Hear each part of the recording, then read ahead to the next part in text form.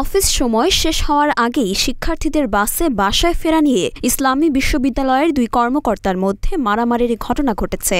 বিশ্ববিদ্যালয়ের পরীক্ষা নিয়ন্ত্রক অফিসের শাখা কর্মকর্তা বিল্লাল হোসেন রেজিস্ট্রার অফিসের শাখা কর্মকর্তা সাখাওয়াত হোসেনকে চর থাপ্পড় এবং লাথি মারেন।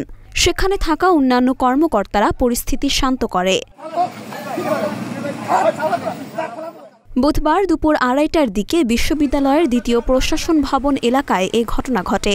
জানা গেছে, গত ২৫ আগস্ট অফিস সময়ের আগে দুপুর ২টায় বাসায় ফিরতে শিক্ষার্থীদের বাসে উঠলে কর্মকর্তাদের নামিয়ে দেন শিক্ষার্থীরা। ওই দিন বাস থেকে নেমে অফিসে ফিরে যান তারা। পুরো সময় অফিস করে বিকেল ৪টায় বাসায় যান তারা।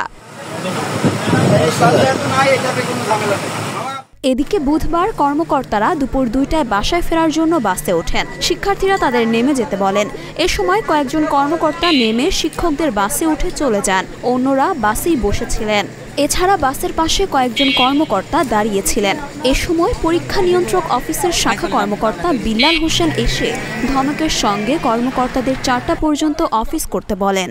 সেখানে দাঁড়িয়ে থাকা রেজিস্ট্রার অফিসের শাখা কর্মকর্তা সাখাওয়াত হোসেন বলেন, বিশ্ববিদ্যালয়ের প্রশাসন নেই, তেমন কাজও নেই, এজন্য দ্রুত বাসায় যাই। এ নিয়ে কথা কাটাকাটির এক পর্যায়ে বিল্লাল হোসেন তাকে চর থাপ্পড় ও লাথি মারেন এবং অকথ্য ভাষায় গালিগালাজ করেন।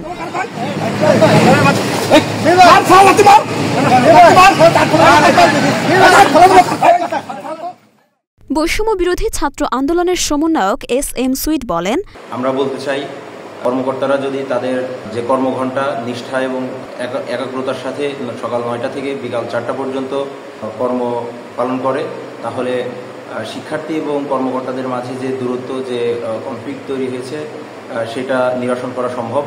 এবং আমরা বৈষম্য বিরোধী ছাত্র আন্দোলন স্পষ্ট ভাষায় বলতে চাই, দেশের এই ক্রান্তি লগ্নে যে বা যারা বিশ্ববিদ্যালয়কে অস্থিতিশীল করার জন্য পায়তারা করছে, তাদেরকে আমরা সাধারণ শিক্ষার্থীদের সাথে নিয়ে শক্ত হাতে দমন করব।